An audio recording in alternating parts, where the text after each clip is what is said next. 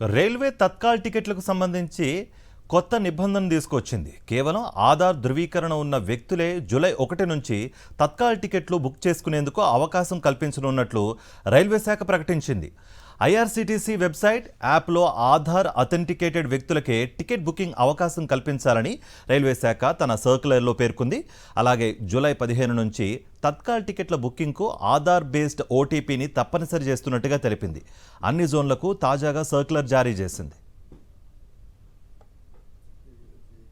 Railway శాఖకు చెందిన ticket booking కౌంటర్లు, అధీకృత ఏజెంట్లు కూడా తత్కాల్ టికెట్ బుక్ చేయాలంటే వ్యక్తుల మొబైల్కు వచ్చే ఆధార్ ఓటీపీని ఎంటర్ చేయాల్సి ఉంటుందని సర్క్యులర్లో పేర్కొంది. అధీకృత ఏజెంట్లకు తత్కాల్ టికెట్ల బుకింగ్కు తొలి 30 నిమిషాల పాటు అవకాశం ఇవ్వబోమని స్పష్టం చేసింది. అంటే ఏసీ తరగతులకు ఉదయం 10 గంటల 30 నిమిషాల తర్వాత, నాన్ ఏసీ తరగతులకు ఉదయం 11 గంటల 30 నిమిషాల తర్వాత మాత్రమే టికెట్ బుకింగ్కు వెసులుబాటు కల్పించనున్నారు.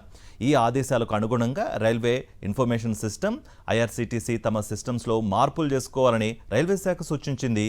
అనధికారిక టికెట్ బుకింగ్లను నిలిపివేయడానికి గాను రైల్వే శాఖ ఈ నిర్ణయం తీసుకున్నట్టుగా తెలుస్తోంది. ట్రైన్ బయలుదేరడానికి కంటే 4 గంటల ముందు మాత్రమే ప్రస్తుతం వెయిటింగ్ లిస్టులో ఉన్న టికెట్ల స్టేటస్ తెలుస్తుంది. ఇకపై 24 గంటల ముందే ఆ వివరాలు వెల్లడించేందుకు రైల్వే శాఖ సన్నద్ధమవుతోంది. ఇందులో భాగంగా బికనేర్ డివిజన్లో పైలట్ ప్రాజెక్టు చేపట్టినట్టుగా రైల్వే బోర్డు వెల్లడించింది. వెయిటింగ్ లిస్ట్ టికెట్ కారణంగా ఎదురవుతున్న ఇబ్బందులు ఎదుర్కొంటున్న దృష్ట్యా ప్రయోగాత్మకంగా దీన్ని పరిశీలిస్తున్నట్టుగా రైల్వే బోర్డు తెలిపింది.